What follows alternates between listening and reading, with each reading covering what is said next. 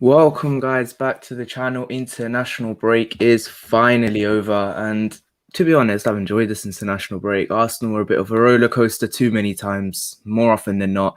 And we are joined by three very special guests. Glen, as you've seen many times on the channel, and I think Gooner Express hasn't been on yet. I'm not too sure, I can't remember. And Daniel from the Blind Gooner is also on. Just before we get going, obviously, this is my first video recorded since the passing of Claude, so all my condolences go out to his family and friends. And if Danny wants to have a quick word on that, because I know he was a very close friend of his, and check out his tribute as well on his channel. Yeah, listen, it's been a bit of a tough week, for all that knew Claude and for all that watched his podcast and loved his iconic moments. But yeah, I done a tribute last night on my channel, and it got really good responses. So yeah, do go and check that out. I shared some positive and good stories, and yeah, all do go and check out. It's on the Blind Gooner. So yeah, please go and check that out. I'll try to get the link in the chat.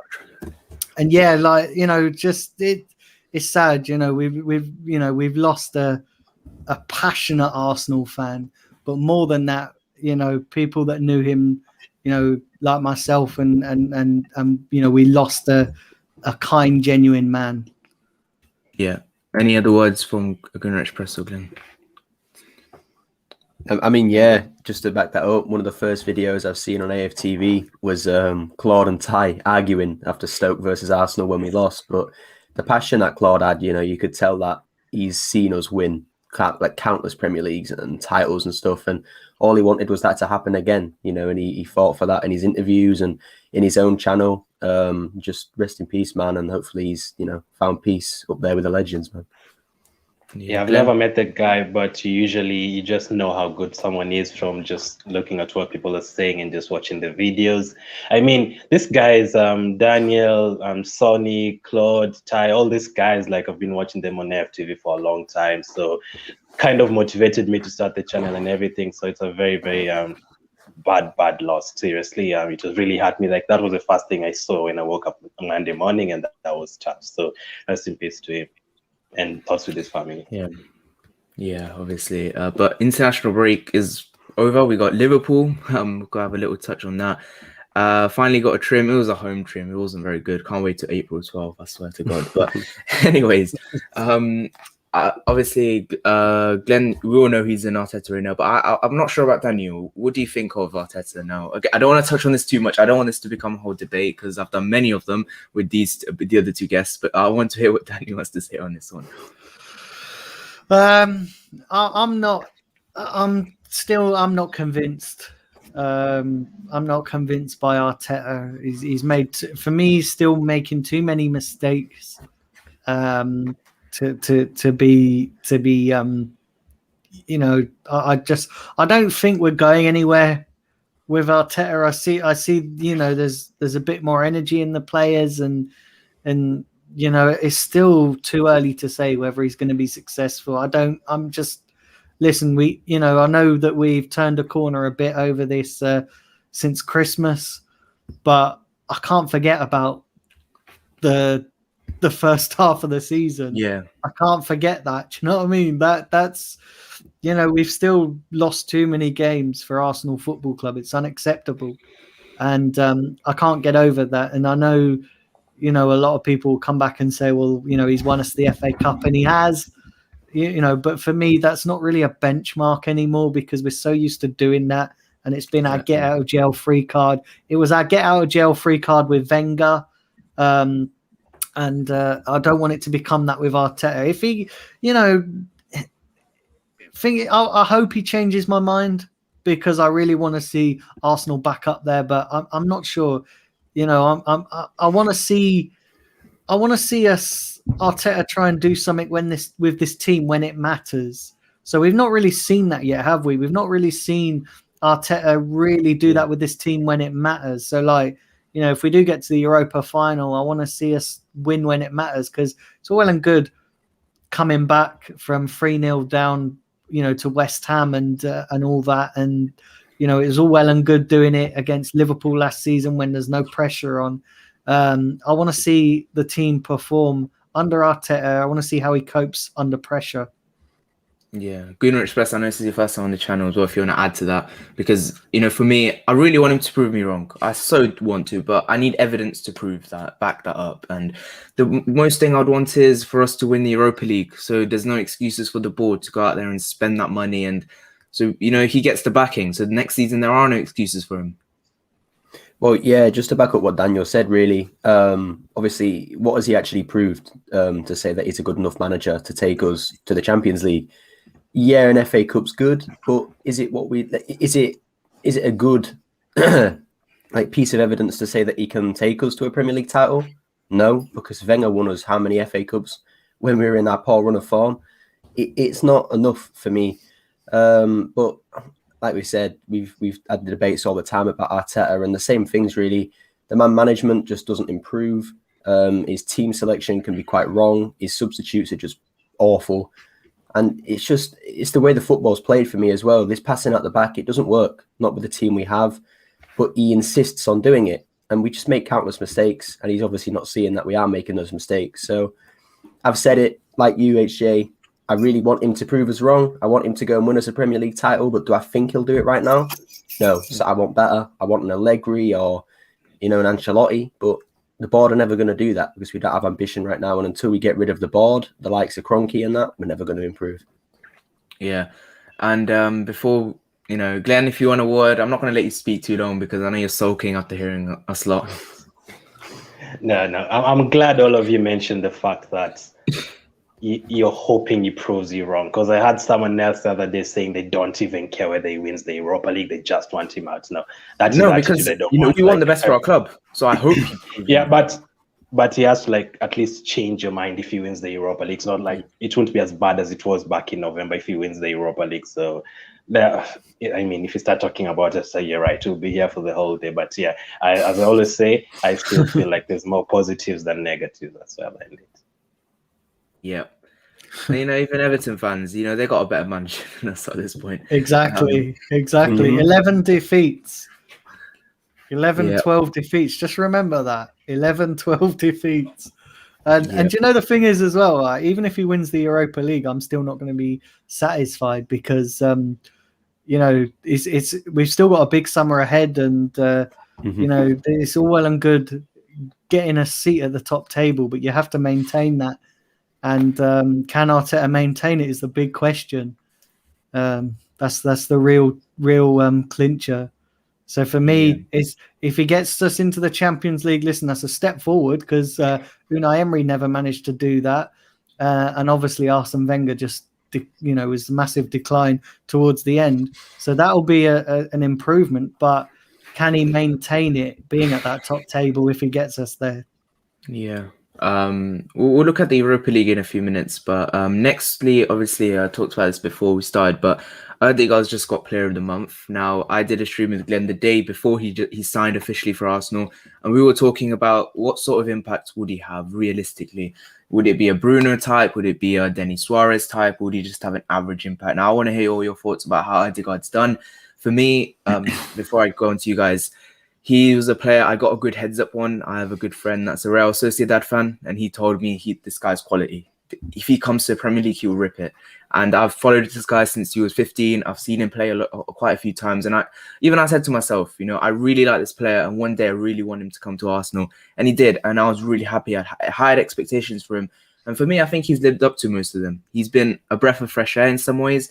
But in some ways, it's been a negative because since he's come in, Smith Rowe's not looked the same because he's almost been shoehorned onto that left-hand side and he's not looked the same player.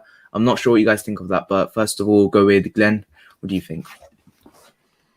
Oh, well, he's been a very good signing. I think Daniel would know Sam Greenwood. Sam, one of another content creator. He lives in Norway. And when we were being linked with him, I saw him talking about him a bit about his, I think his dad wanting him to come to England or something like that. And I also saw your shows and stuff. I didn't know much about him. I only knew you were joining Real Madrid like 14 or 15 years of age. But what he has done for us, very, very good. He literally almost saved us against Benfica. He was almost the difference as well against Olympiacos. And watching that West Ham game in the first half when he was being surrounded by Soucek, Rice, the way he turned and the composure of actually picking, he doesn't pick the easy pass. just the pass to Tini, to Bellerin, or to Cedric. No, he tries the difficult pass like what he tried with Chambers a couple of times. In the second half, when he passed the ball to Chambers, like this guy was heading to the left side, and he literally just did a no-look pass to the right side. So I want someone like that in our midfield. I want someone who can try different things. He can create from any side. We've really missed that. So I'm really happy to have him in. But as I always say, I'm afraid of falling too much in love with him because he's only here on loan. Exactly. So I really want, I want us to extend the loan, as I had the next person saying a couple of weeks ago. I wish we could extend his loan. Yeah, I'll go to Greenwich Express in a second, but again, I want to ask you this as well, Smith Rowe as well. What's happening to him? Because everyone really thought Ødegaard was coming in as a backup to Smith Rowe. No one actually thought they were going to play together, but the fact they have played together and it's been at the hindrance of Smith Rowe, do you think that's a good thing, bad thing? Because Ødegaard's only a loanee. You know, the chances are he's probably going to go back to Madrid and stay there, or go over to some other team. Are you asking me? Sorry. All right. Yeah. Well, with Ødegaard, for me, I'd rather loan him in. I don't think spending 40, 50 million is the right idea, because he's come in for 4 or 5 months now and done pretty well. Yeah, he won Player of the Month, but I don't think he deserved it. I think he was great in the month, but I think Tierney was better. And I think the only reason why he won it was because we know what our fans are like. They're so reactionary. They see a decent player play one game and that's it. He's the best player in the world. We saw it with Dani Ceballos, and that's a great example. That game against Burnley last year, I think his second game, he did really well. The fans are already saying sign him up. Look, a year later, the fans are calling him a spinning top. He's rubbish, send him back, this and that. So in terms of our fans, I don't ever listen to them in terms of what they think of a player, because, again, it's just reactionary. But he's a great player, Ødegaard, and don't get me wrong, he's done really well. But I'd rather not spend that money on him yet. I want to see more. I'd loan him in. Again, like Glenn said, I'd probably put an option to buy on him. But will Real Madrid do that? Very unlikely. Exactly. And I think the main thing for us keeping Ødegaard right now is Zidane. I think this is the main factor. Obviously, Zidane likes Ødegaard, but he just doesn't want to play him. And Ødegaard does not like Zidane. And I think Zidane's gone, personally, after the season. So, depending on who they get in, will they keep Ødegaard? And that's the question. So, Arsenal need to look at different options. And I think Smith Rowe's one of them. You know, people keep writing off Smith Rowe all the time, like, as if he doesn't exist. And this is the issue with Ødegaard coming in for me. He wasn't supposed to come in to overshadow Smith Rowe. He was meant to come in to back him up, and he's overshadowing him, which is exactly what I didn't want. But yeah, Smith Rowe, man, he's good enough, I think, to play in that position full time.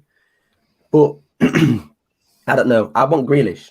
We know that. I want Grealish. So see what happens. Yeah. Daniel, what do you think about this one? Do you think he's been very helpful? And do you think, would you sign him on permanently? Would you loan him with obligation or option? Do you think Real Madrid should get rid of them? Because I saw news coming out that said Zidane will stay beyond the season. They're not, they're falling out. So do you think he'll stay? And have you been impressed with him? I think with Ødegaard, I'd like to see a bit more from him. I think he's done well. He's done fantastic. But again,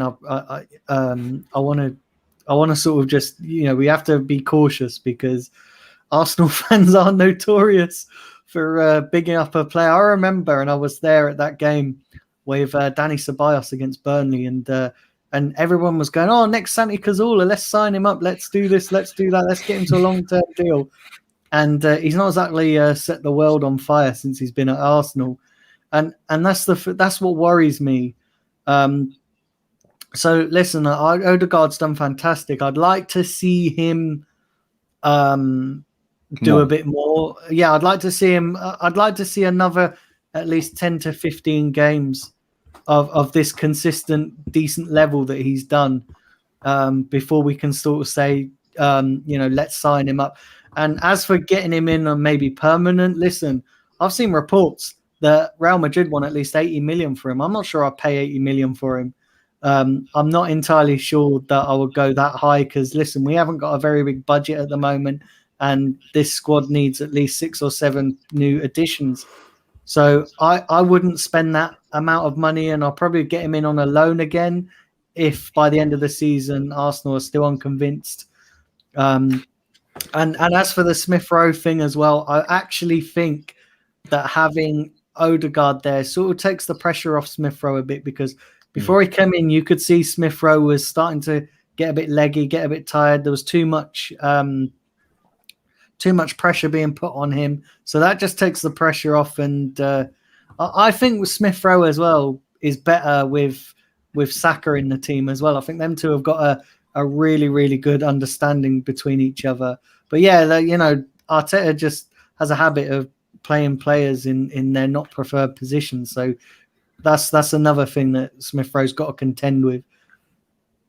Just to add on that, AJ, we definitely need him between now and the end of the season. Like, I saw when he got injured, I saw fans crying. I was like, yeah, this is serious. Like, when he got injured for Norway, like, I was like, we definitely need him. Like, and the games he's played with Smith Rowe, the 2 games I remember, Benfica away when he played in Italy, and the home game against Tottenham. In the first half, we've ripped them apart. We've created so many chances with Odegaard and Smith on the pitches just because we missed so many of them in both of the games. So it's when both of them are on the pitch, we have a different way of playing, like from the left, from the middle, and like the chances can come from anywhere. And if you add Tierney there, it's very good.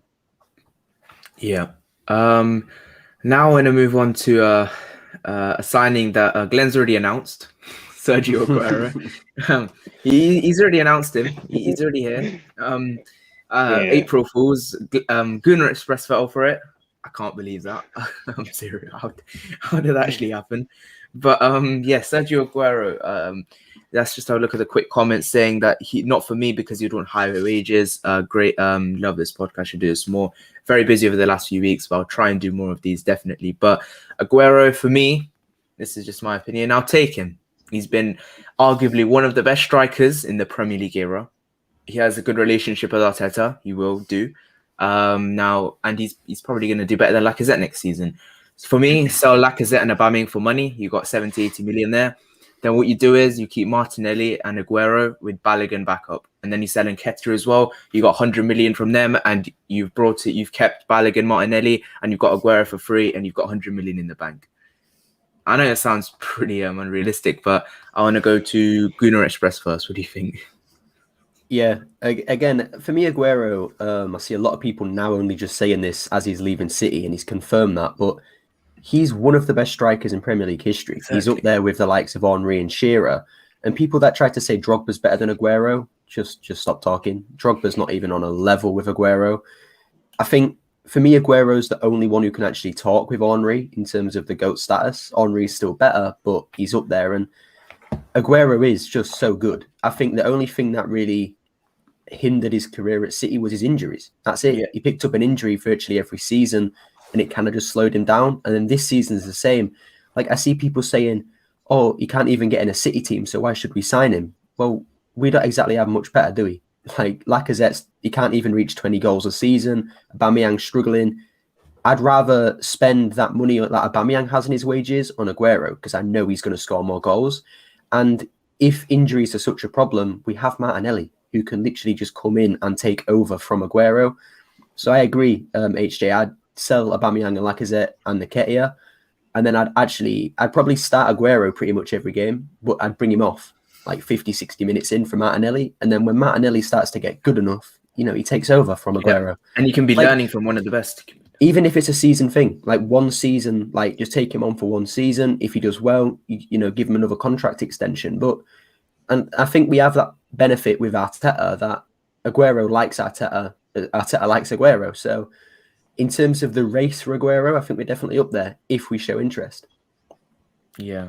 I'll go to Glen next. Glen, do you think because obviously I think the only thing that's linking us to Aguero, because when Aguero would leave, I knew in my head that somehow, some way Arsenal were going to get connected to this because of Mikel Arteta's relationship with Man City. Do you think, I'm not sure, I can't remember what you thought, but give me your opinion on this. Do you think we should get Aguero and maybe let go of Lacazette? Maybe if you're not getting rid of Aubameyang, we sell Laka, bring in Aguero? Because I think Aguero is better than Laka and he could give us a good season. Now, if you were to ask me this question 3 years ago, I would definitely say 100% get Aguero. Obviously. I definitely agree with what Gunnar said. I always believe if Kane and Aguero never got injured every season, I'm pretty sure they would have gotten to Shearer's record by now. Like, because they Yeah. score so many goals every time. 100%. They never miss penalties. They score. And then the thing I love with all these players, I'm going to express as mentioned, Henry, Drogba, Aguero, big game players. Aguero doesn't care whether it's United he's playing against. I think he's got like 10 goals against United, another like 7 against Arsenal, another like 9 against Chelsea. So he always scores against big teams, home and away. That is the thing I love about him. But the injuries, man, like if you're to offer me right now an Aguero would play 30 games for us, I'd take it. But I'm pretty sure he'd come here and play only 10 games. And how much will he be earning a week? I'm pretty sure it's like 200K, Yeah, it would be a lot. 250K. That's what would worry me as well. If 1 year, yes, just going to express as said, 1 year, fine, but how much is he earning, and can we afford to add all these players, especially if Aubameyang stays and Willian is here, all this money at the same time you're trying to get Odegaard? That would be a bit too much. So 3 years ago, yes, but right now, definitely not because of the injuries. Daniel? Yeah, listen, there's no question that Aguero is a fantastic talent. And listen, he's a player that I really, really like.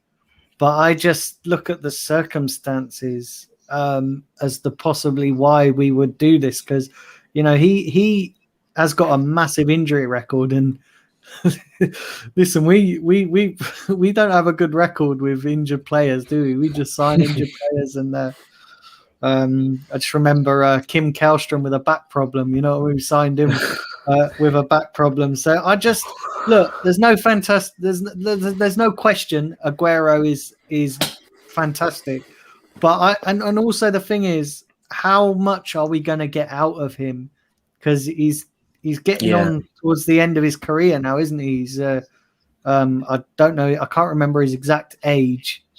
But I think he's 31, 32, is he? I'm pretty sure he's 32.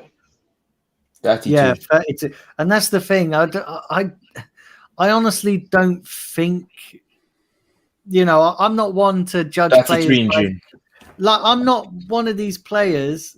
I'm not one of these people to judge players on their age because, you know, like, listen, we've got Aubameyang and obviously he's obviously dipped a little bit this season. You know, obviously with Willian as well.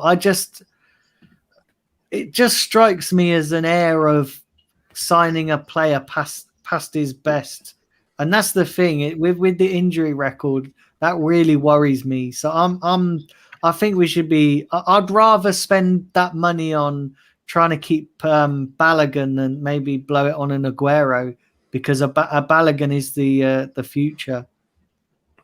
Personally, I think Balogun's gone.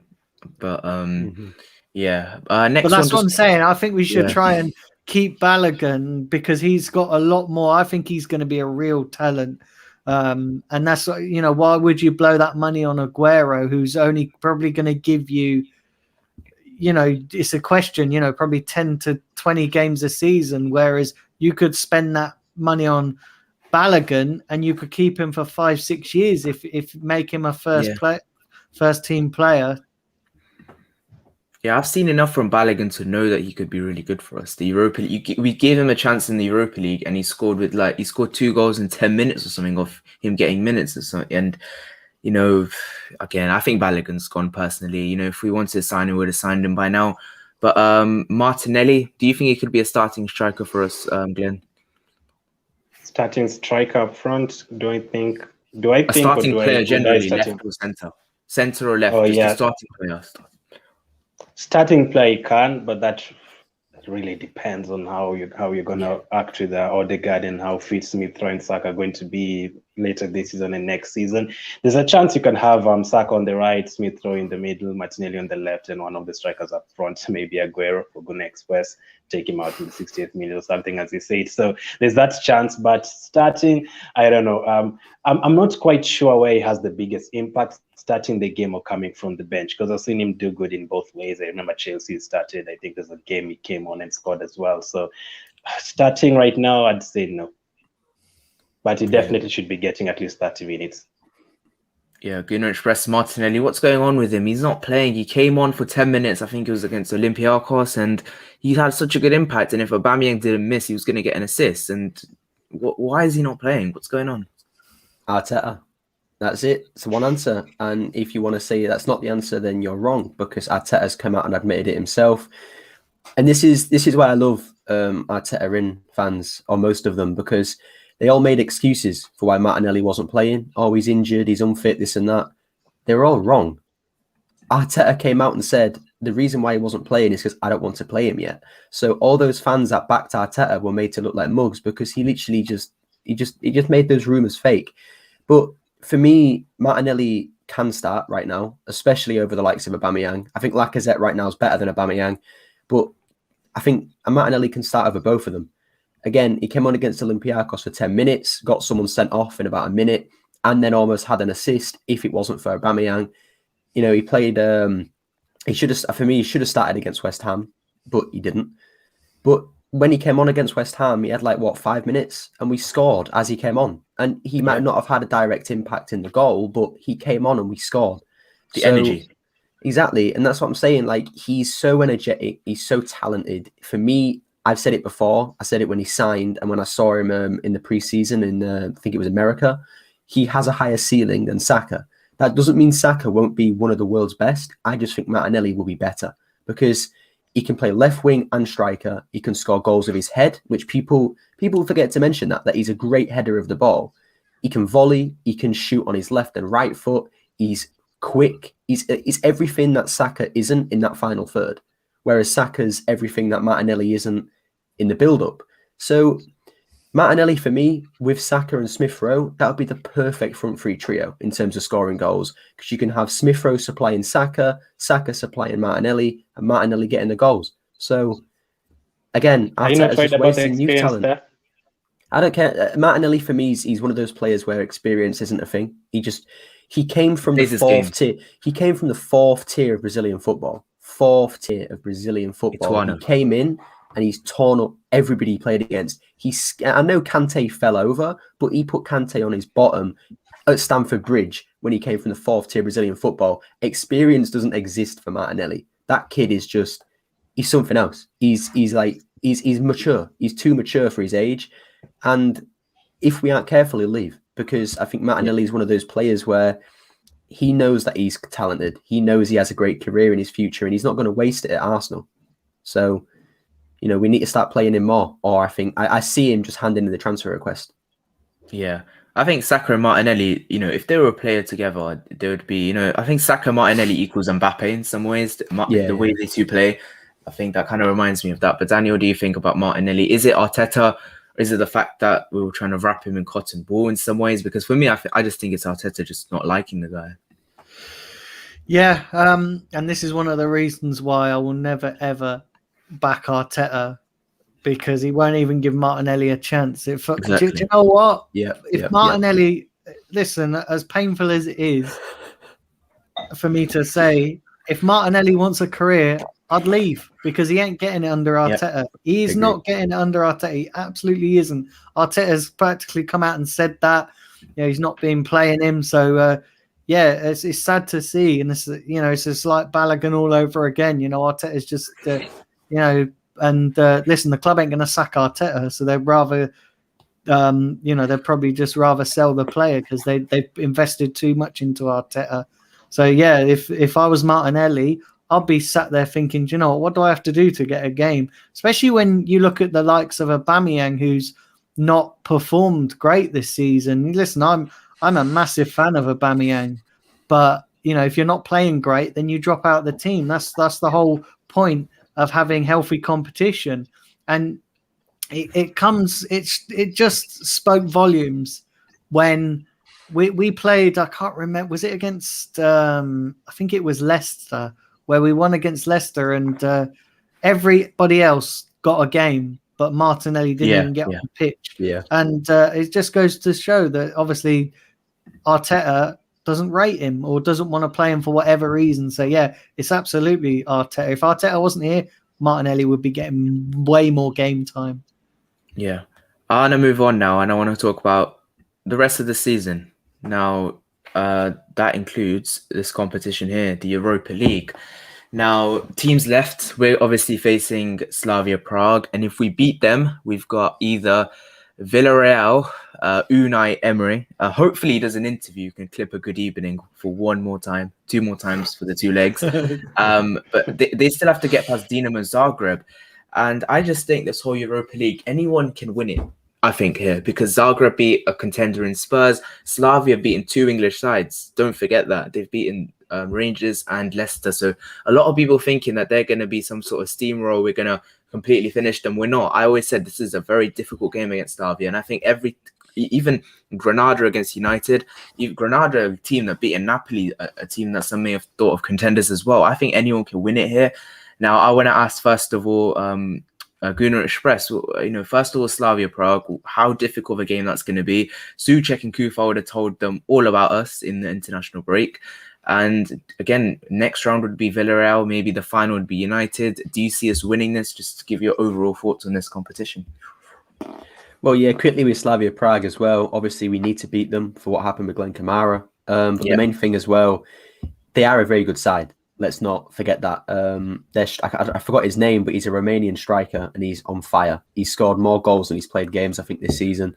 He scored a wonderful free kick against Rangers. So they're a very dangerous side. They've got some great players, especially in the attacking front three. So defensively, we need to be careful. And if we give them, goals, which we love to do, we're going to end up being. They're going to score. We're going to be made to pay for that. So as a club, as a squad, we need to obviously be careful. Don't give away stupid goals, and also break them down slowly because they're a team that are difficult to break down.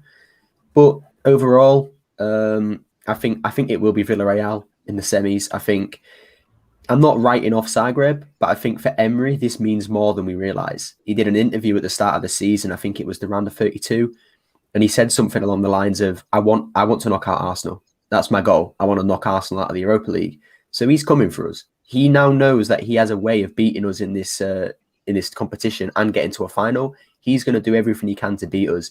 So again, if it is Emery in the semis, we need to be on job because he's going to do everything in his power. The likes of Coquelin are coming back as well. He's going to want to get a little bit of revenge. So we've just got to be careful. And in terms of the final, it could be anybody because United, we don't even, they've never got past the semi-final under Solskjaer. So they've got to beat either Ajax or Roma if they beat Granada. So it's a great Europa League. Don't get me wrong. It's going to be great no matter who's there. Yeah. How does this work? Yep, there you go. So yeah, that striker you talk about, the Romanian one, I've searched it. Stancu, Nicolae Stancu. Yeah, he scored a magnificent free kick against Rangers. And again, it's going to be difficult. It's Europa League. Glenn, what do you think? For me, I think we'll win it. I think we can win it, and I think I've had a feeling, we can win it and get into the Champions League. What do you think? Man, I don't think. Yes, we had very good chances when the first season in the Europa League, if we beat Atletico, we'd have faced Marseille in the final. But I don't. And I remember as well. We should have won it that year. We should have won it. Yeah, we should have won it that year.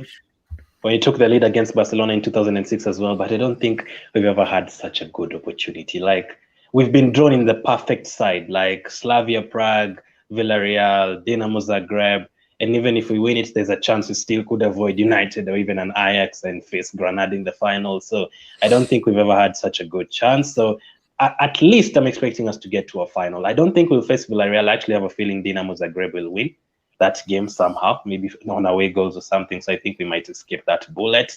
But there's a chance in the final we could face United or Granada, and that would be tough. I wouldn't want to lose another European final. Arteta's record against Solskjaer, though.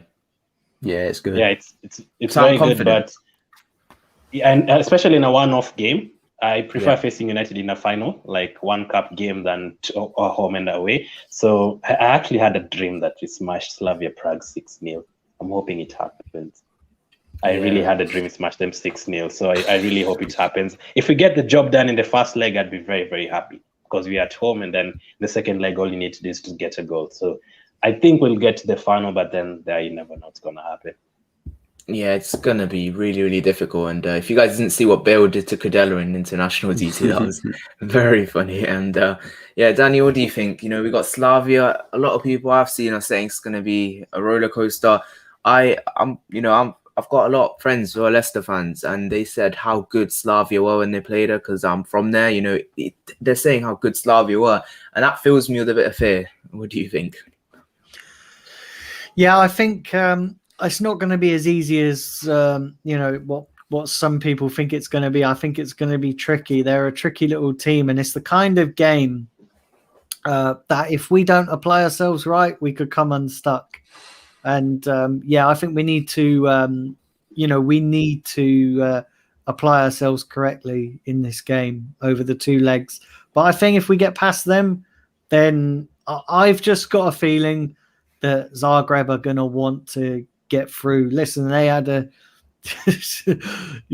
getting through against Tottenham, and just that, being able to do that was, I think they're going to be on a high, and they're going to want to continue that on. So I think they could potentially get past Villarreal.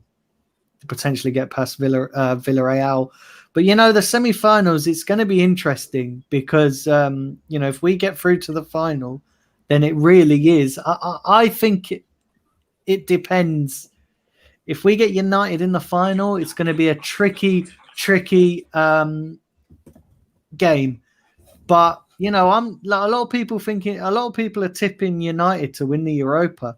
But you know what? They're going to have a difficult semi-final, either against Ajax or Roma, and I can see one of them causing United an upset. So that's not nailed on that it's going to be Arsenal United final. I actually think that it's going to be tricky.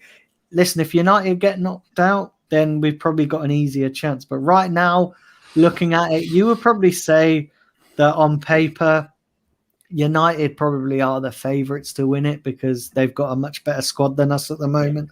So you probably would look at that. But you look at that semi-final and think if either Ajax or Roma can knock United out, then it's a game changer.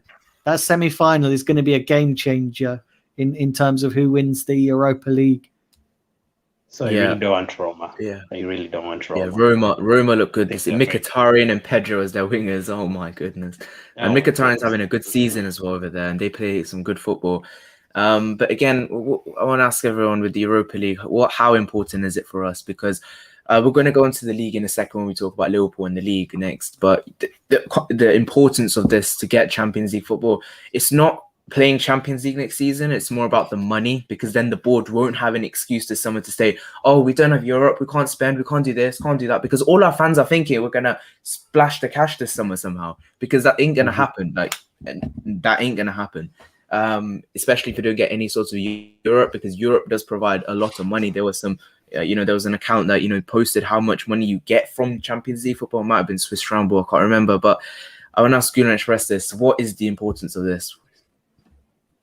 Well, I've said it at the start of the stream. Until we get rid of the likes of Kroenke, we're never going to improve, because we've seen it in the past where we got Champions League and they don't spend. And the excuses, again, I know Arteta has to peddle these excuses because he's the puppet, but he said it.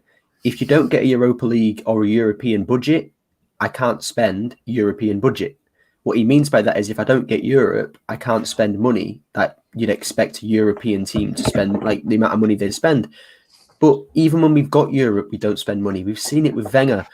And for me, it's not even just that we don't spend the money, it's you spend it in the wrong places. Let's have a look at Granit Xhaka and Granit Xhaka as the main one. Ever since he signed for Arsenal, we've never achieved Champions League football. Same with Mustafi when he joined. Now, that's not down to Granit Xhaka for me. What that's down to is the recruitment, because we decided to buy Granit Xhaka and Shkodran Mustafi when we could have looked at Kante and many other players at the time that were available for similar fees. Look at Kante now. He's a World Cup winner playing for Chelsea. He's won, 2 Premier League titles, and he could win Champions League this season with Chelsea, whereas Granit Xhaka's stuck at 9th with Arsenal. So it's not just Kroenke, it's the people they hire. Again, the recruitment, Edu, Vinay, all these people, and until they just go and get sacked and we get a new owner, it doesn't matter where we are, whether in Champions League, Europa League, or 15th. We're never going to spend the money we need. But we know we need these players. Like, again, right back, we need a backup left back, 2 DMs, a backup striker, a centre attacking midfielder, and we're never going to get that many players in one window. Not with Kroenke. Yeah, Daniel, what do you think in terms of what is the importance of this Europa League? You know, to not give the board any excuses, because I'll tell you now, if we win that Europa League, I'll have a series day one of screaming, "Do we care? Do you?" Day two, day three, because I want this club then to spend. Because I remember that one summer after when we came second when Leicester won the league, all we did was check or something. Says it all, doesn't it? But Daniel, what do you think? I actually think it's important. It's massive. Absolutely. I've said it loads of times on my channel that we need to just maybe put our league form to one side just to get through this Europa League campaign. Because listen, we ain't going nowhere in the league, are we? Let's be honest. We ain't getting European football in the league. I know Arteta spoke about it in his press conference today about, we could still get it in the league. But listen, we ain't getting it in the league. We it's a lot easier to win 5 games than well, not with us at the moment. But I say on paper, it's a lot easier to win 5 games than try and flog a dead horse by winning loads of games in the league and still having to rely on other teams to drop points. We're the Europa League it's essentially in our hands. We win all those games, we are back in the Champions League. But you know what? It's for me the Cronkies aren't the problem. And I'll tell you the reason why I don't think the Cronkies are the problem. Because you look at all the money that we have spent, and we have spent a lot of money. Yeah. When you look at Granit Xhaka, 35 million, Squadron Mustafi, 35 million. You look at 72 on Pepe, 50 odd on Aubameyang, 45 on Partey. There's so many more. For me, it's the recruitment. So therefore, I don't necessarily blame Kroenke for that. Listen, he doesn't know anything about football. So for me, Kroenke's not going anywhere. He ain't going anywhere. He's bought the whole club. He owns the whole club. There's no way he's going anywhere unless he decides to sell because of finances and because of his other endeavors with over there in the US. He ain't going anywhere. So we need to accept that. And what we need is somebody a CEO that understands football. That's what we need. We need somebody who understands football, because what's happening is, and what's happened for a long time, is you got somebody like take it when we had Gazidis and Wenger in charge. Wenger would go to Gazidis saying, I want this player, not necessarily the right player. Gazidis would go, okay, he'd go to the Kroenke and say, yeah, I want this player. Kroenke would probably say, yeah, not understanding the quality of a player or the value of a player or anything to do with football. He'd just go, yeah, okay, here you go. So that's what's happening. So we need somebody, for a couple of people further down the chain that are big football fans. This is why I can't understand why Arsenal don't have any ex-legends on the board or anything like that, because that would do us the world of good. If we had ex-legends on the board, it would massively change things for us. Yeah, very well said. And I just want to add to that, Kroenke has spent a lot of money, but we spent it on absolute crap. And you said it there with Xhaka and Mustafi and all these players. And we have a sofa salesman and a barbecue merchant as our recruitment staff. Let's be real here.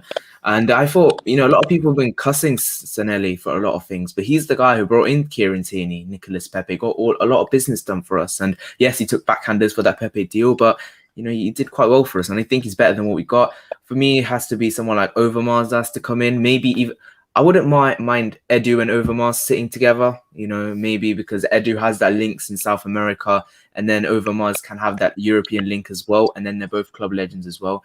But we've got Military Guna TV. How are you doing today, bro? I'm doing good. How are you guys doing?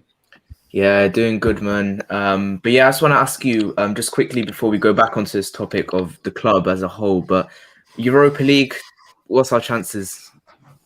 I think we have a very solid chance of winning the Europa League, to be fair. I don't see why we can't win it. We just had the same amount of capability of winning the Europa League, just as Ajax, also Manchester United, I can see us beating those teams, to be fair. And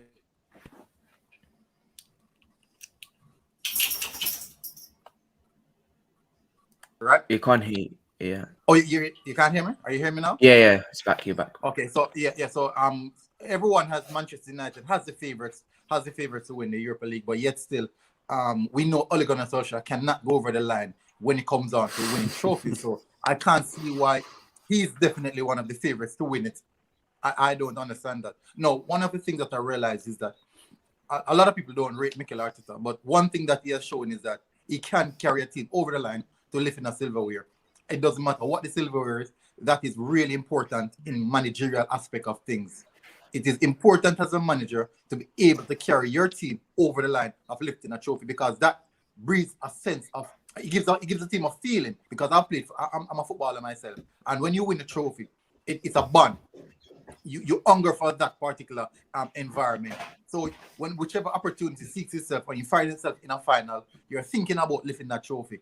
You're all about lifting that particular trophy. So I do believe that we can win the Europa League as much as any other team in the Europa League right now. I don't understand why people are disregarding Arsenal, are saying that yes, we know that there's a lot of things in regards to what the club is doing wrong, and we understand that. But to be fair, we have seen as fans an uprise of performance, also things that are happening.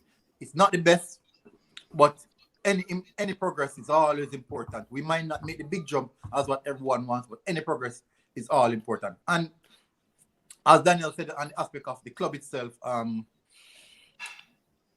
I slightly disagree. I have my reason. He brought across valid points in regards to the reason why it's not Stan Kroenke and the recruiting aspect.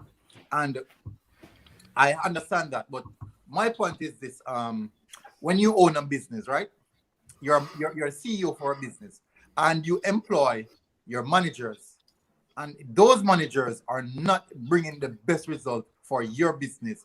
It is in your responsibility to change that managerial aspect, or to enforce things in place, put things in place to get the best out of the business. Because anything that has to do with the business, if the business fails, it is down to you as the CEO. You're the one who fails. So if your managers are failing, it doesn't matter who else. You don't business what's going on at the lower level in the production department.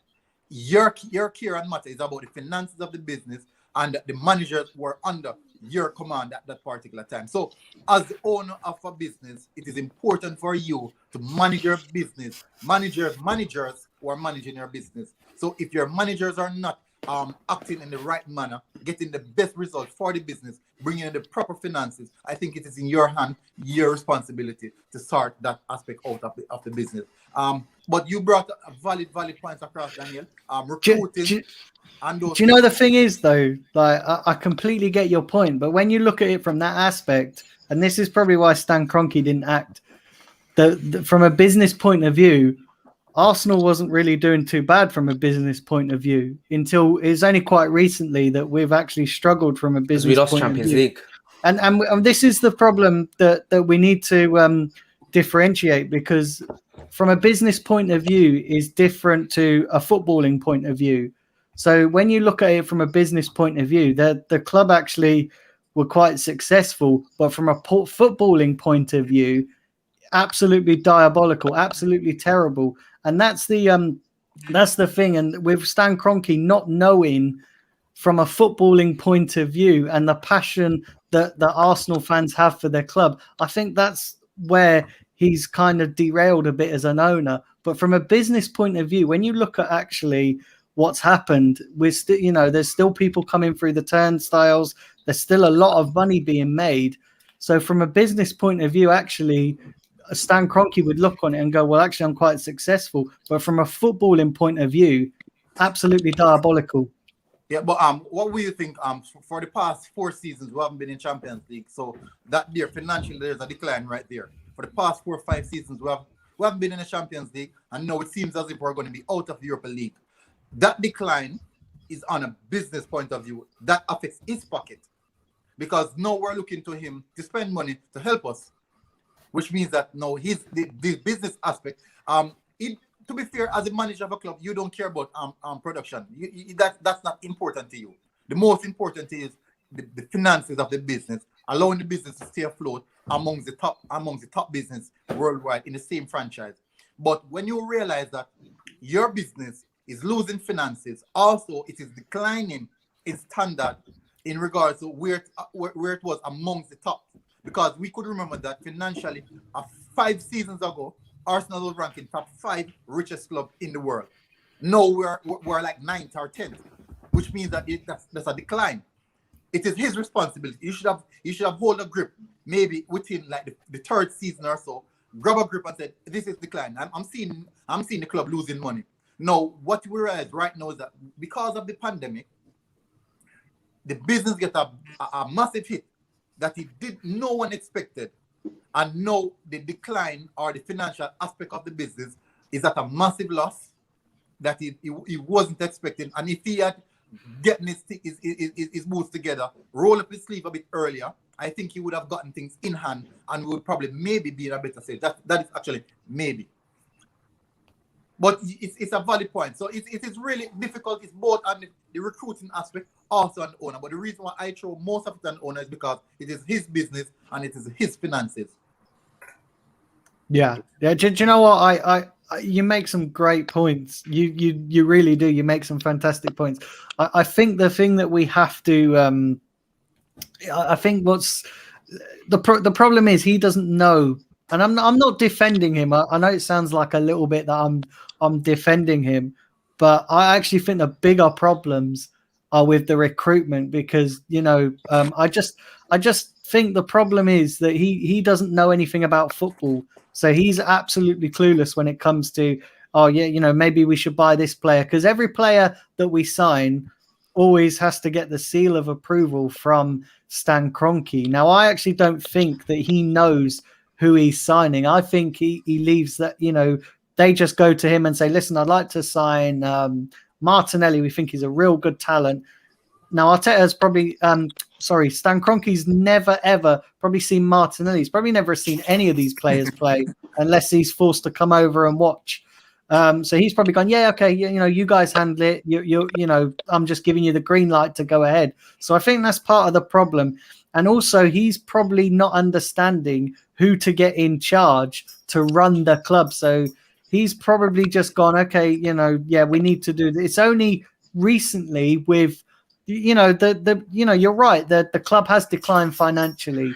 And, we are now like 9th in the table of richest clubs. So he's probably forced to actually change his, actually take more notice.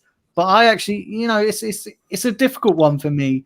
I actually just think we can be successful under Stan Kroenke. We just need the people underneath him who are footballing legends, and we need some Arsenal legends in that board. No doubt about it. We need some Arsenal legends who have won things in that board to come in and say, do you know what? This is how I think it should be run. This is how it should be.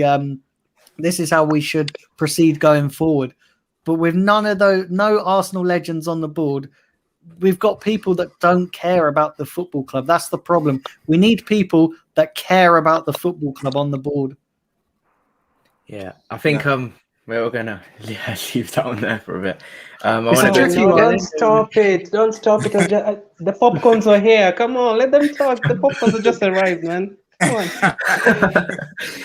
I think with the point there, I think I agree with both of you, because I think Stan Kroenke has the power to sack all of them. He does. And the thing is, Stan Kroenke, he's trusting the wrong people to make them decisions, because and we've just brought in that Tim Lewis guy who he's now trusting to with his finances to now sort this out.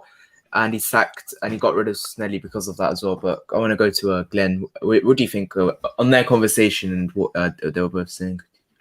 So I absolutely hate the business part of football. I absolutely hate talking about it. I wish that I think it's only Arsenal and Newcastle who are made to talk about these things, about Mike Ashley, about Stan Kroenke, and that's because we've been made to focus on these guys too much. I really prefer focusing on what is going on the pitch. But since we've been put in this position anyway, listen, I'm not as good as Military Gun and Daniel in terms of the business part of football, but all I'm hoping is I think the right decision is for Stan Kroenke to sell very, very soon, to be 100% like with you guys. Like, We've been declining for the last 4 or 5 years, and people always say like if his business is keeps like not bringing in the money, like if you don't qualify for the Champions League, he'll say. But I actually don't think he will.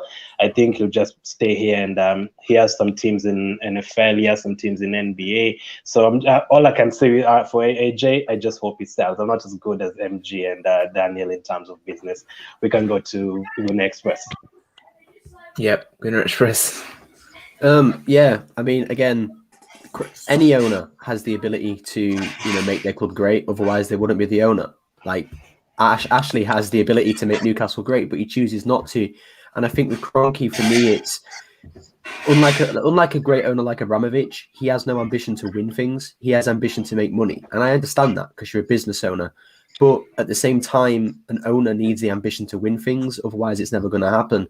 And again, Chelsea's a great example because with the argument of they need, football, like knowledgeable CEOs and like the likes of Vinay need to have football knowledge. Chelsea have that. I don't know her name, but I know it's a woman, and Chelsea fans always bring her up. But Marina. She mitigates all the signings. Whenever the recruitment system comes to her with a signing, apparently she's so ruthless with it in terms of whether she wants that person or not, that she sacked people because they brought certain like awful candidates in terms of players to her. So we need just someone ruthless who knows football in and out, who knows the process of scouting and buying players. And for me, Overmars is a great option, but I'd actually have Overmars in Edu's job, and I'd bring in David O'Leary. The guy might not have as much knowledge in terms of the business aspect of a football club, but he's one of the Mr. Arsenals alongside the likes of Tony Adams. So he knows Arsenal, he knows football, he knows great players. He can do the job, I think. And again, I agree with Daniel. We need more, football knowledgeable people in the board. But at the same time, the current board don't want that, I don't think, because it jeopardizes their business aspects. Like, imagine if Tony Adams walks into a board meeting and starts having a go at people because they've signed Granit Xhaka instead of N'Golo Kante. All they care about is money. So for me, the likes of Henry he'll never get a job at Arsenal. Vieira will never get a job at Arsenal. The reason why Arteta's here is because he's not a legend. He isn't. He's an ex-player who was so moderately decent that they can bring him in, have that sentimental value, but he's not good enough to start demanding things of the board. So, and again, it's up to Kroenke to hire these people. He's chosen not to hire, people with football knowledge. He's chosen not to hire good recruitment staff, and that's on him. Because he hires all these people, his KSC group hires people and they don't hire the right people. So it falls back on him every time. AJ, just let these guys buy Arsenal and just put me in the dugout with Arteta and we can win the Champions League next season. Yeah. So that's all we need to do. Daniel, who would you bring in to replace these people if you think they're the problem? Do you know what? I haven't really thought about it, but I actually, David O'Leary's a good shout. I think Overmars is a good shout, but it's. Do you know what? You guys make some great points. You make some, you make some great points, and it's for me. It's. Look, I was quite, I wasn't too unhappy with Edu's appointment. But it's above that. That's the issue. But see, the thing is, we need to sort this out good and proper. We need, the thing is, who is going to buy Arsenal if we're thinking about it, and Stan Kroenke is not the answer. Who's going to buy Arsenal? Who's going to buy? Now I know the African owner, Dangote. I know, Dangote. and I was going to get. That's where the hopes are. This is the thing, right? Here's the thing with this Dangote person. Is he actually going to buy Arsenal? Because I'm hearing a lot of... So 1 minute he was going to buy it in 2015, then 2018, then 2021. And now because of the pandemic, it will probably be 2045. 2045. So, if you're going to... I'm hearing a lot of noise, but no action. And that's what worries me. It's all, if you're going to do it, go and do it. Go and put in a bid. Don't just say and then keep putting it back. Go and do it. There's a reason for that because he said that he wants to finish some oil station first before he buys Arsenal, and that's been completed this year. So that's why they're saying even in 2015 he said in 2021 that will be finished, and then I'll put in a bid for Arsenal. How much would it cost to buy Arsenal? I think I searched this somewhere up to 2-3 billion. He has that kind of money. We've not seen it yet. We've not seen it yet. Yeah, we haven't seen it, but that's the thing. I want to see action as well. There's too many people surrounding this club that talk the talk but don't walk the walk. I want to see action. And if he was to do that, then fair enough. He even put a bid in, if he even put a bid in and Kroenke's decline it, at least then you could say, okay, well, he's actually tried. Yeah. And that's the thing. If the only way Kroenke's leaving this club is if he decides to sell. I don't, look at Usmanov, he tried to buy the Kroenke out and it got rejected. So unless Kroenke wants to sell, and maybe, with the situation with this pandemic and that, maybe it might change and he might sell, but we don't know. Like, unless somebody really tests the water with a really tempting offer, we're not going to know that, are we? But my other quick question is with Dangote. Obviously, he's said he's an Arsenal fan, whether that's true or not, because we don't know, whether that is true or not. But is there any guarantee that he's going to come in and change us? That's my question. Because when Ashley bought Newcastle, the Newcastle fans were thinking the same thing. He's going to come in, he's going to bring us back to glory, and he hasn't. So how do we know that Dangote won't come in and make us worse? I think if Dangote comes in, the first thing he'll try and do as the owner will be to open Arsenal up to the African market, because that would help us. Don't get me wrong. The money we'd get from the African market would be massive. But will he... he's not going to go and spend £500 million in the first transfer window. We've got to expect that. He's going to first off try to, he doesn't like Arteta, apparently. He didn't like Wenger either when, his last few years. So he sounds like a bit of a ruthless owner, a little bit like Abramovich, which is good a sense. It's what we need. It's good, but again, does he have that football knowledge to go and find a better manager? Which is where apparently he needs does. To then... Apparently he does. He supports Arsenal. Well, but then he needs to go and hire people to put that's the thing in place, and that's what I'm saying. Would I rather stick with Kroenke? And if Kroenke comes out and goes and sacks Vinay and goes and gets an Overmars or an O'Leary, if he did that today, or I can choose between Dangote, I'm probably sticking with Kroenke, because I don't know whether, first off, if he's actually going to buy the club, and second off, if he's actually going to come in and change us quick enough, because he could come in and eventually make us better. But what if it's in like 10, 15 years and the fans are already giving up again? The thing is, what's the guarantee that we're going to get someone like an O'Leary or an Overmars and they're going to change us dramatically? Because we've been following this process for quite a while. Yes, he only bought it really a few years ago.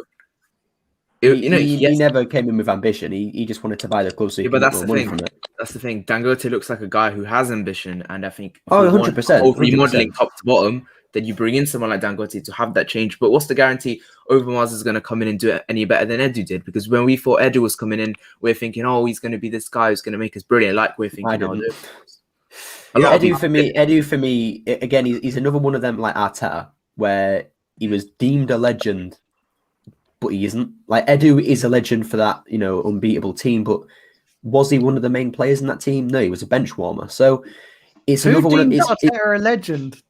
That's what I'm thinking. People have tried to, it's that ex-captain kind of thing, and I'm like, well, it's just that sentimental value, and I've said it for years. We need to get rid of it, because we did it with Wenger, we've done it with Özil, we're going to do it again with Aubameyang and the likes of even Leno. I think where we don't want to get rid of certain people because of who they were. I don't care who they were, I care who they are. Özil wasn't good enough, so he had to go. Wenger wasn't good enough, so he had to go. And it's the same thing with the likes of Arteta.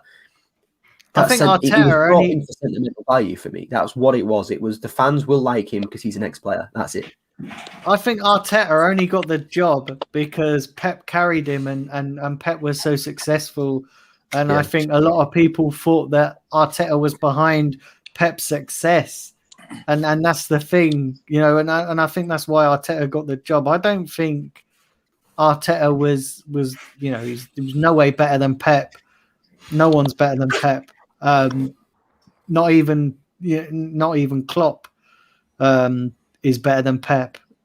But I just, maybe I think that's why Arteta got the job. I don't think it was because he was an ex-captain, because he wasn't even a great captain, was he? Let's be real. No, He he wasn't even a great captain.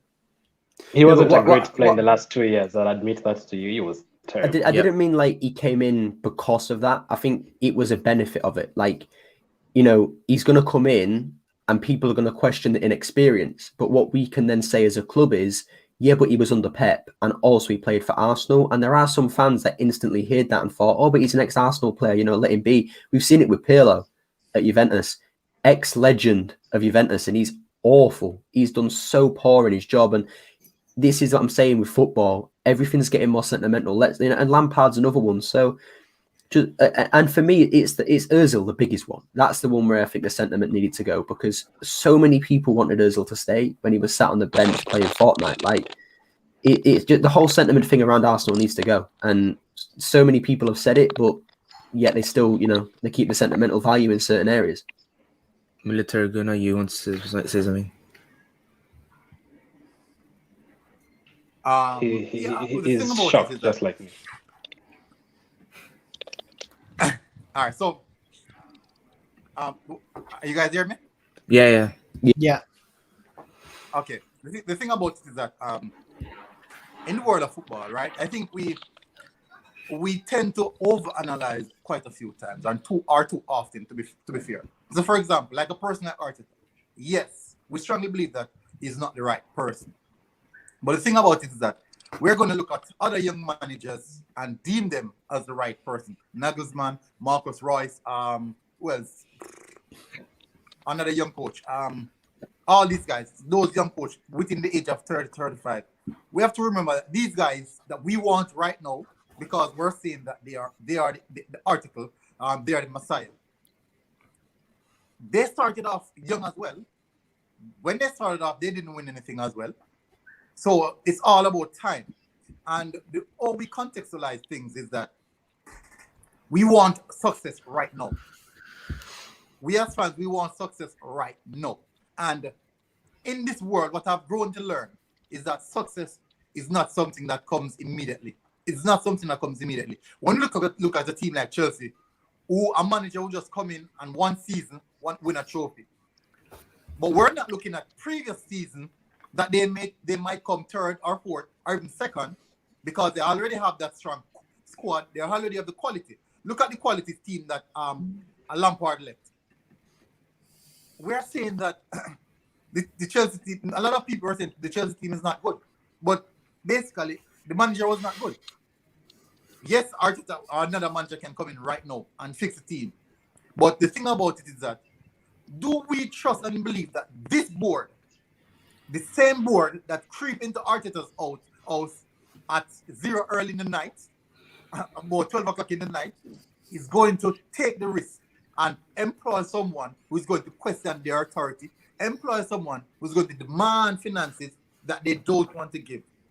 I doubt they will. So we might see Arsenal let go of Arteta and maybe a month later it's Lampard. So it is really a dangerous situation, to be fair. And that is the reason why I said that even the fact that Arteta is a big problem, I do believe that the board, the backroom staff have to move prior to.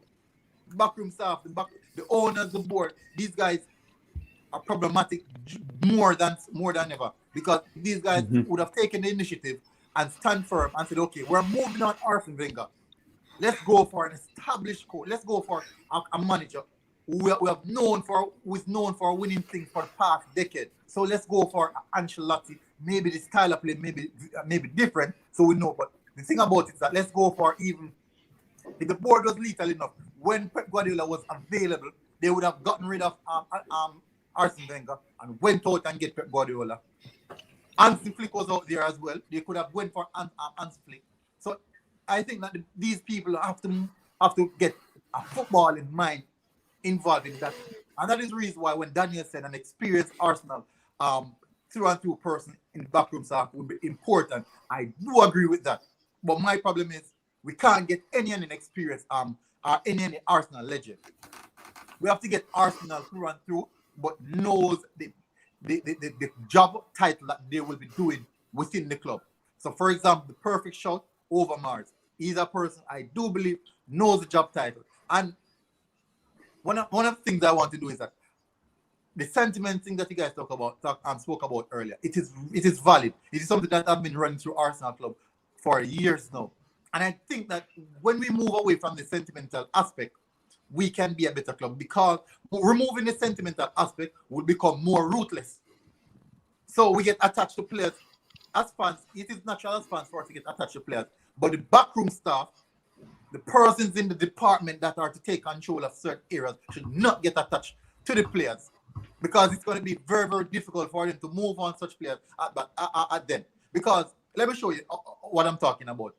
Jenkinson was at Arsenal for almost a decade.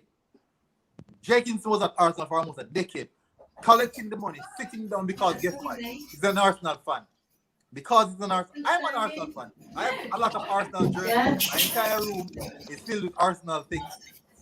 So does that mean Arsenal should pay me to sit on the bench for 10 decades? No, we have to move away from that sentimental aspect. And I thought that something that the crankies and the backroom staff, these are the issues that we've been facing for many years, and we have to move away from that. Yeah. Daniel, thoughts? Sorry, can you come back to me? I've just got to mute for a second. Yeah, that's fine. I want to move on now, talk about aims for the season in terms of the Premier League. Now, the Premier League season, we're 9th. If Aston Villa win their game in hand, we're 10th. What do we do with the league, Gunrich, first? Well, I'm going to bring this up again.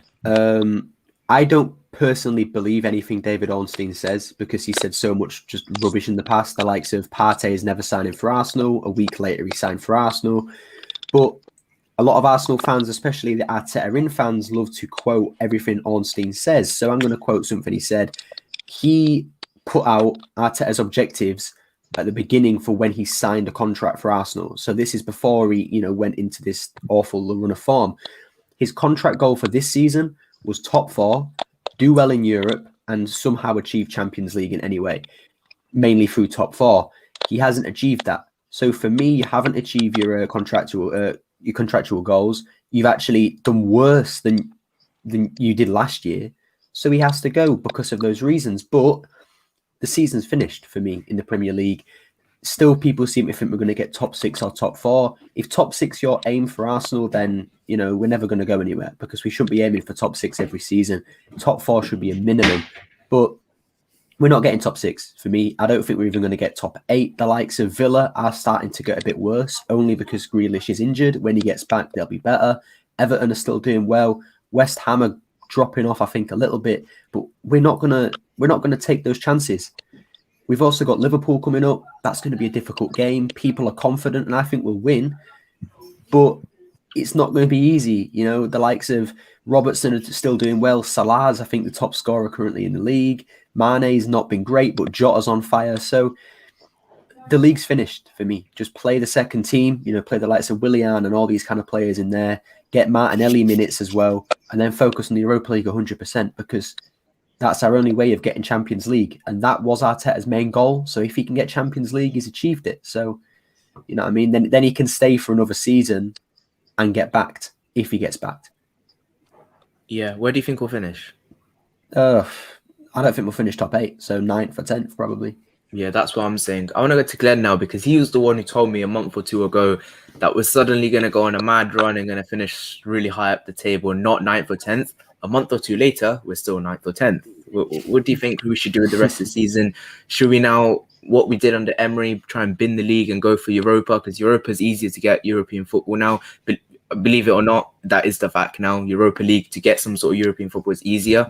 What do you think? Where do you think we'll finish? What do you do with the league? Keep in mind, since I told you that we still haven't lost a game, and that's what I said before the Leeds game, we are only going to lose.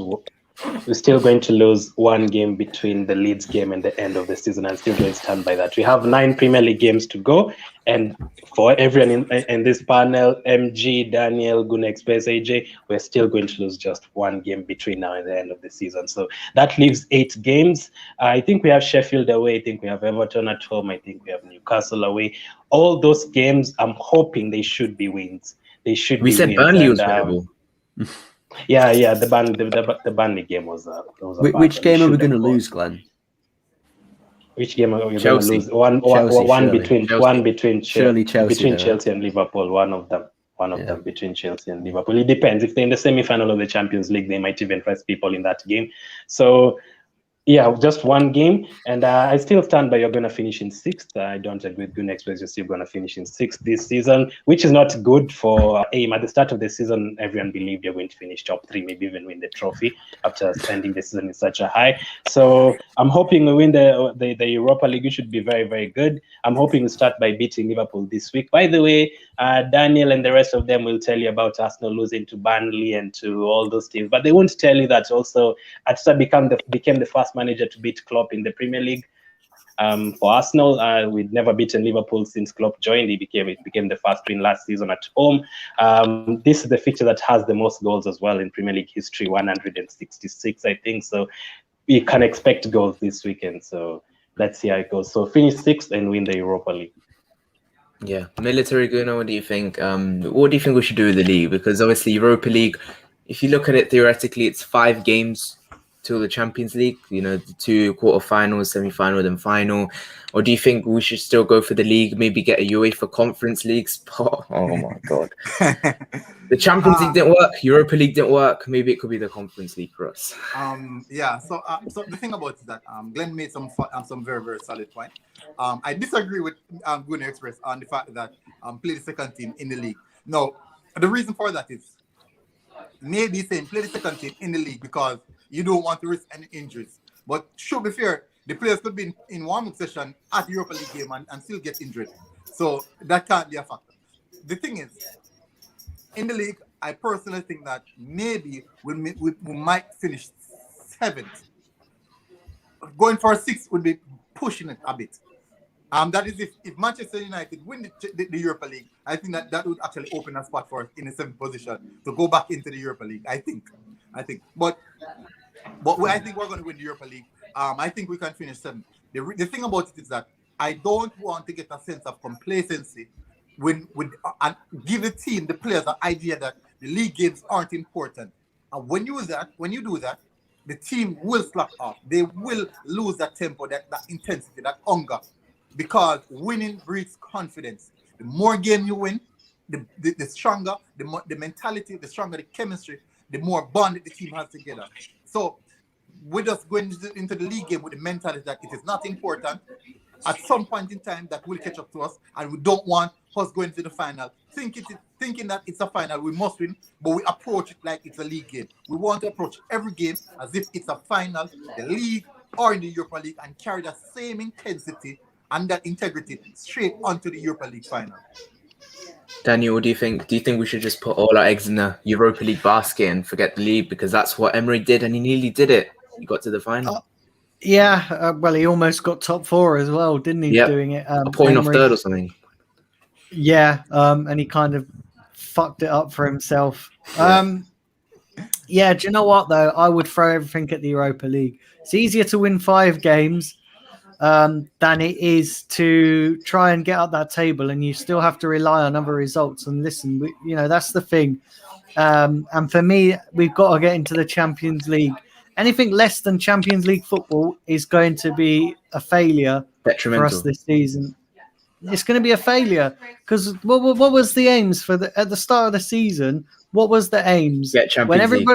Yeah, that was the aim at the start of the season. So if you fail from that, that was our target, to get into Champions League at the start of the season. So here's the deal.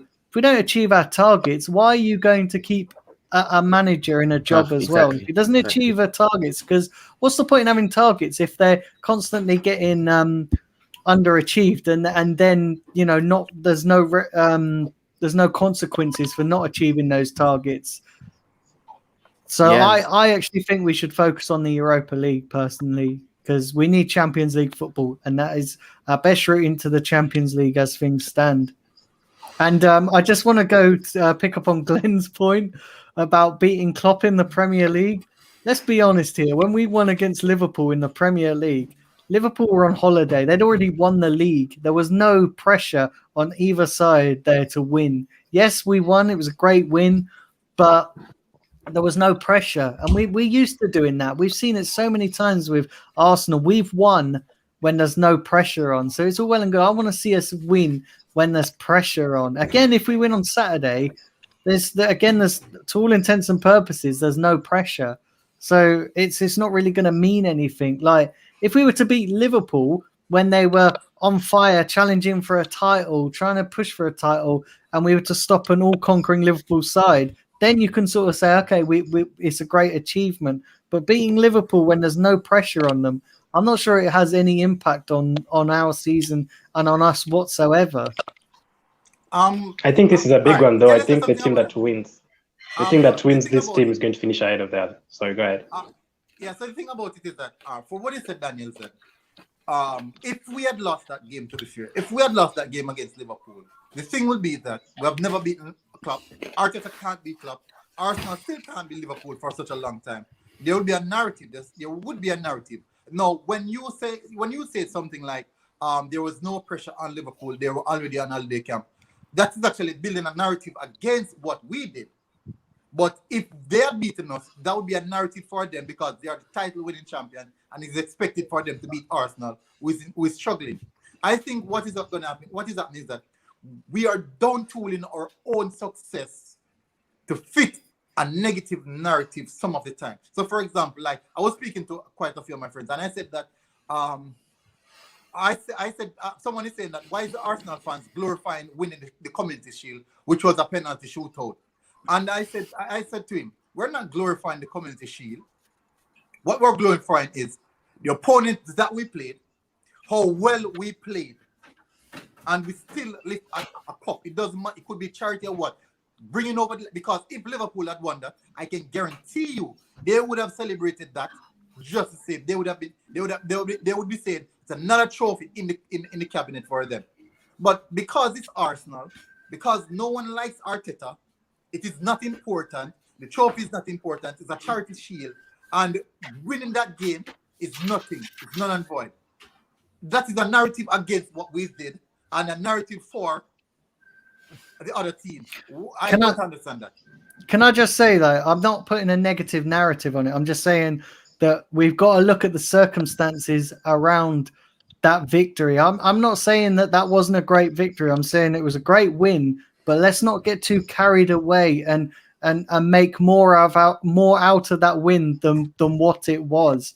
And you know, the same with the Community Shield. It was a great win, but let's not make it out to be more than what it was. And some Arsenal fans get really carried away and make it out more than what it is. That's all I'm saying. I'm not trying to put a negative narrative on it. I'm just trying to look at it realistically. All right. So Daniel, this is what happened. Question to the entire panel. Because we also go ahead. If Arteta should carry Arsenal to lift the European League title, where would you rank Arteta amongst Arsenal's coaches? Where would I rank him? So if he was to win the Europa League, listen, it'd be fantastic because we'd be back in the Champions League and we'll have achieved our objectives for this season. Can he carry us on from then? It remains to be seen. But you know what? All I expect from, you know, obviously, ultimately, I want Arsenal to win a title. That's the ultimate dream. But I understand that it's going to take time, and I understand that there's going to be we got to do it in stages. And the first step is to qualify for the Champions League. If we were to win the Europa League under Arteta, we will have achieved our targets. We would have achieved our targets. But the thing is, for me, he's got to do that, and he's not yet done it. So that's the thing. This is why, you know, I have questions over Arteta. Of course I do. I said it at the beginning of the stream. But I'd like him to turn me around. I'd like to, I want to be proven wrong. I obviously do. I'm an Arsenal fan, and I really want this club to be successful. And if he proves me wrong, I'll be the first person to say, do you know what? I got it wrong. I fucked up. I got my judgment wrong. I'll be the first to come out and say that. But at this current time and moment, we've still got to be a little bit cautious. We've got to be a little bit. We can't get too carried away, because even if he does win the Europa League, which will be a fantastic achievement, we'll be back in the Champions League, which ultimately we will have achieved our targets. But we cannot forget about the 11 defeats in the league, the poor start to the season. That has to be taken into consideration as well. But I'm not, I said, I'm not, listen, I those who watch my channel know that I've been quite critical of Arteta, and I'm critical because I just want this club to be successful. I don't have anything personally against Arteta. I just want to be successful. I want Arsenal to be successful. I want, we've had a decade of mediocrity. Yeah. Even longer than a decade, if you want to look further back than a decade. We've had a long time, and I think that's why fans are more critical of Arteta, because we've had that. So I do feel a bit sorry for him in that respect. But listen, football there's no time for sentiment in football if you want to be successful, and if you want to be a successful club. If there's got to be some level of ruthlessness to that success. Yeah. I wanna start wrapping up now, but let's say we get Champions League. Give me 5 players you would sign in this window. It's just quick fire. 5 players you would sign if we got Champions League, starting with Glen. 5 players if you got Champions League. Wow. I'd start with the backup left back. So that would be probably someone from the league. I'll come back to that, but a backup left back has to be there. I'd go for a right back, maybe Max Aaron's, not Lamptey. And I think Lamptey is too short for the task unless we're playing a back 5. I think we need a centre back, definitely. So someone like Koulibaly. I think we definitely need someone to play alongside Partey. So that could be like a Bissouma or a Doucouré. I really want Doucouré being fast. And I'm not into this stuff of get someone to replace Aubameyang. You guys know that. I don't agree with that. So get someone, a backup striker, like a guy you can bring on in the second half, like we used to bring on Giroud. So maybe a name, it'd be difficult, but a backup left back and a backup striker has to be there. So maybe someone like a Callum Wilson if Newcastle get relegated, maybe. Yeah, I'm going to quickly give mine. I'm not going to count Odegaard and Matt Ryan because they're already here, but I'll go with Max Aarons, Bissouma, Grealish, Tony, and Bertrand.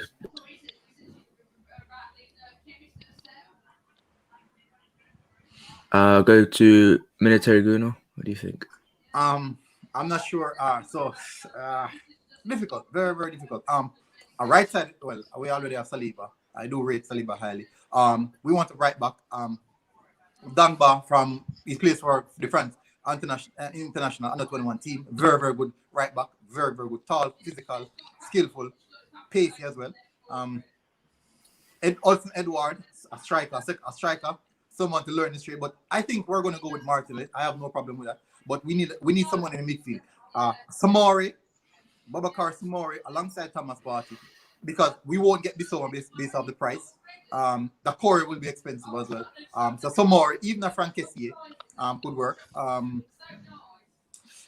That's just a midfield right back and a backup left back. I'm not sure we need 5 players, but we need, if we're going to go for depth, yes, we need 5 players.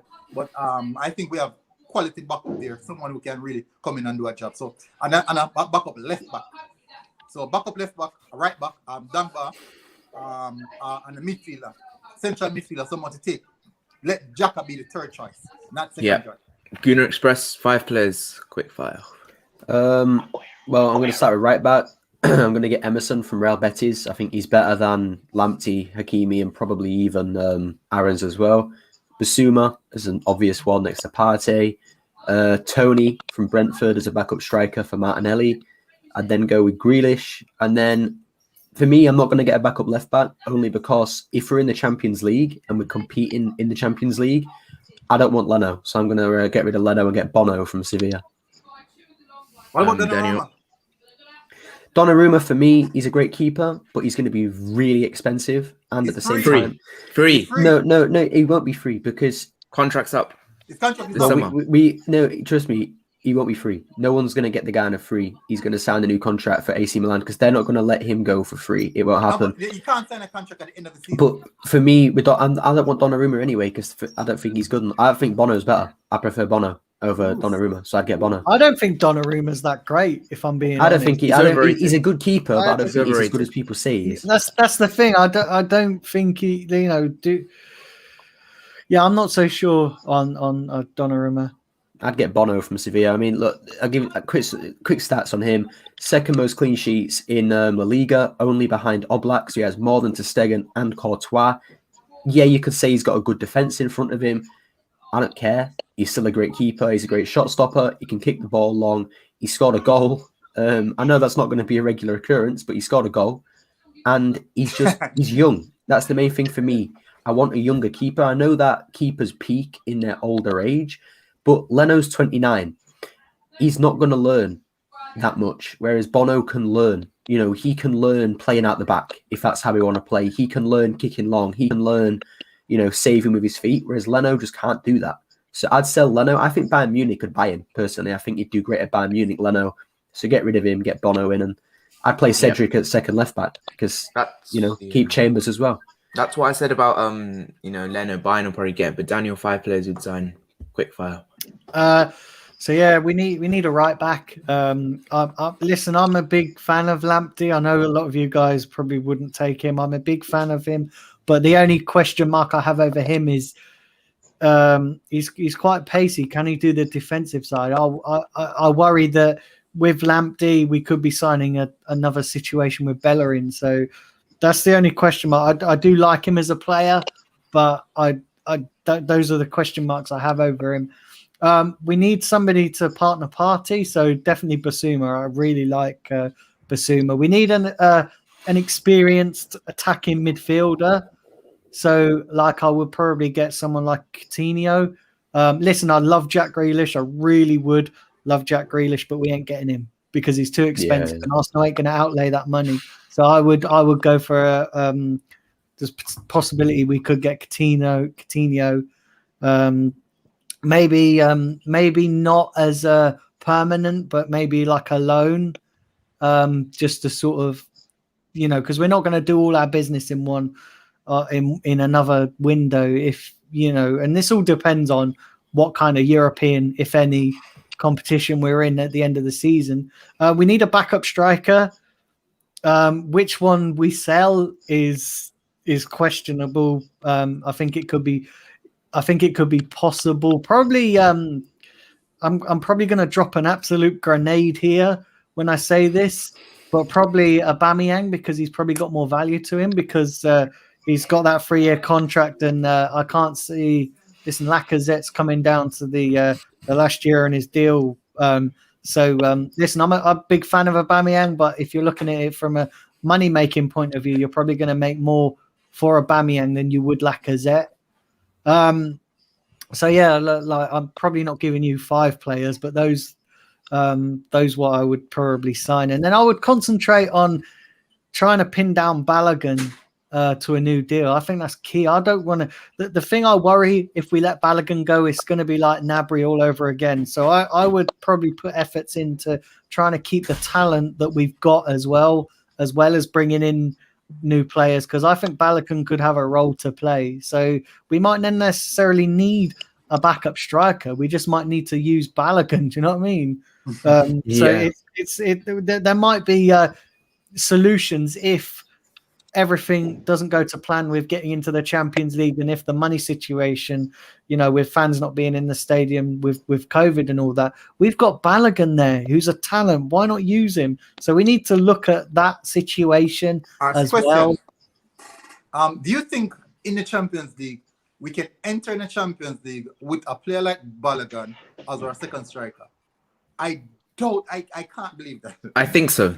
Possibly. There's Give a me chance reason- we could. Give him a I reason why. think we could. I think Martinelli definitely could start in the Champions League. I know a lot of people are going to say the experience, but as I said before, Martinelli and experience, they don't coexist. He just doesn't. That's not a thing with him. He just is experienced. But Balogun, Is Edouard good enough to be that's what I'm be a thinking. Champions Yeah, League? exactly. Yes, he is. But no. But my thing is with Balogun being second, it doesn't mean he's going to. If you're looking, you know, what I mean, thing he's is, not if gonna you're play. but the thing is, if you're looking at Champions League strikers, then you're going to look at way more expensive strikers. Yeah, You're looking at the likes of Haaland, Mbappe, those kind of Lewandowski guys. can And Arsenal play, ain't yeah. going to spend. The thing about Arsenal ain't going to spend those money. I'd love them to. You I'd don't love need them to to. spend. You don't necessarily need to spend that money. So, for example, the reason why I will never vote for Balogun to play in the Champions League, even as a second striker, is this: yes, we know we rate him highly, but remember, guys, I cover the U team as well. I cover all these players, and Ketia, Balogun, Muller is a quality player. Muller right now is actually ready to take up the central role as in accordance with what Mikel Arteta wants to play, hold up play, get inside of the 18-yard box, scoring those headers. But what I'm saying is, I think that we as fans, we hear the name, but we don't really look at the players. We see snaps and comps of the players, but we don't see indefinite how the players play. Yes, we know Balogun, he is a talent. We understand that he's a talent. But think about it. Barcelona, they have Lionel Messi as striker. They have Griezmann as striker. They have Moussa Dembele as striker. You really want us to go into Champions League with Martinelli, a young player? Yes, he has a talent, but we have to remember he hasn't fully learned his trade as yet. Then no Balogun, who hasn't even made a Premier League, scored a Premier League goal as yet. Come on, guys. We have to be real. I understand that we have sentiments with these players, but we have to be realistic in what we want and how we want to move forward. No, if we should say, Edouard, right? One of the leading goal scorers in Celtic League. We know that quality players are down there. Kieran Tierney, for example. Edouard, one of the leading goal scorers for the French under-21 international team as well. He's proven in Europa League because he has scored goal for Celtic in Europa League, which definitely means he has the potential to make this next step because he's scoring goal in Europe and also dominated in his league, one of the top leagues as well. It's not the biggest league, but quality is there. Now we're going to call for a player like Balogun, who is playing under 21, under 23 games, where he's fluffing his line week in, week out. People, I'm telling you, he's not scoring. Eddie Nketiah scored way more goal than Balogun in the under 20. So these players, they have the quality, but they need time. They really need time. But what about the Dortmund striker, the 16-year-old who came in and scored a Champions League goal in his debut? What about him? He's 16. Okay, certain players can come in and just do it. They can just make the impact. Balogun being the second striker like doesn't mean Haaland did. He's not, Balogun's not going to start against Barcelona. He's going to start against Celtic. He's going to start against these smaller teams in the Champions League. We're not going to win the Champions League. Let's not forget that. If we get the Champions League, we're not even going to get to the quarters, I don't think, because we just aren't good enough. And that's why I don't want Leno there, because he's not good enough to compete in the Champions League for me. But I wouldn't have Balogun as the second striker. I'd probably try and keep Lacazette, sell Aubameyang, and have him as the second with Balogun floating around there. But the thing about Martinelli, for me, he can start in the Champions League against anyone because he's that good. He's that mature for his age. He's that good with everything he does. Yeah, he's developing his game. You realise that Arteta's slowing that down, right? That by not playing him, he's slowing that down. So again, it's back to Arteta slowing down Martinelli's growth.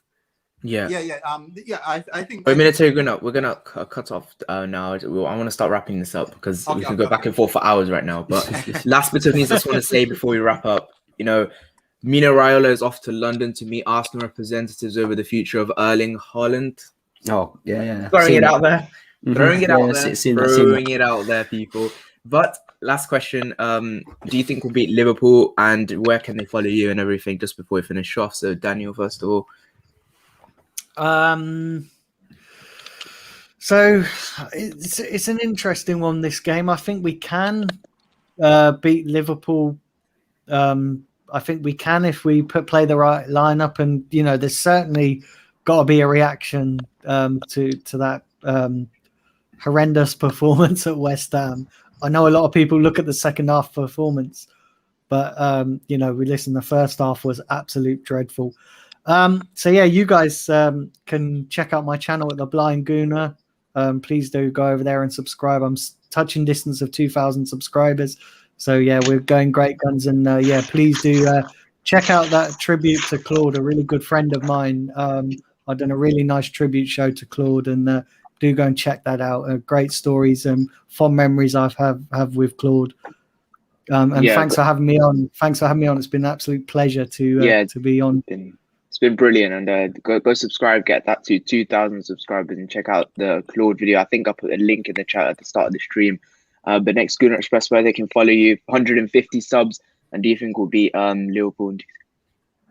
Well, yeah, just on the Liverpool thing, it's going to be difficult. I think it'll end in a draw if I take my Arsenal cap off. But as you can see, I've got it on, so we're going to win 2-1. But yeah, the Gooner Express on YouTube. My Twitter is literally the name right below me right now. And I'm trying to hit 200 subs pretty much as soon as possible. So just go check out my videos, hit him a like, subscribe. And also make sure, just to back up what Daniel said, check out that Claude tribute show, because I watched that and it's great. So make sure I go check that out. Yeah, Glenn? I was, give me 1 minute. I was seriously going to give a Gun Express or Blind Gun man of the match until they mentioned Lennon Aubameyang to be sold. So I'm going to give the guy who came in the second half, MG, the man of the match today. Imagine coming in the second half and getting man of the match. Props to you. So I'm not as good as this, guys. I'm only on 15 subs on my Everything Football channel. I wish to be as big as Gun Express and Blind Gunner one day. So yeah, you can follow me on Everything Football or Everything Arsenal, one of those two. And final thing I'm going to say, funny you guys didn't mention it, I actually think we need to sign one of the referees for next season. Yeah, sign up VAR. I'm going to end it. We need to do that. Yeah, that could be something we need to do. But next up, finally, Military Gruner came on as a guest for this show. You've been grinding out the content with the live streams with Jamaica as well, so go check that one out. Do you think we'll be Liverpool and give them some more insight to your channel? Yes, I think we can beat them. To be fair, in our last 20 home meetings with Liverpool, they have only won 2. They have only won 2. So that is actually good statistics in our favor. But guess what? You know, this season is the season where Arsenal decide to break all records. So let's maintain that record, please. I think we can beat them, man. I think it's going to be a very good game, an exciting game, because you know, always a high-scoring game, to be fair. Only maybe 1 or 2, 1-1 or 2-2 draw, but definitely be a good game. You guys can draw for me as well. Yeah, you guys can find me at Military Gunner TV on Twitter, YouTube, Instagram. Just one name, one account, all across the board. I don't want to mix up anything for anyone. So that's it for me. Yeah, my prediction up there, 1-1. I think both teams, I don't know, Liverpool aren't very good this season. They have a centre-back pairing of a championship level team, so I'm not sure, but thank you guys so much for watching. It's been a lit one, longer than I thought. We could have gone for hours and hours, but yeah, thank you so much for watching. See you guys next one. Bye-bye.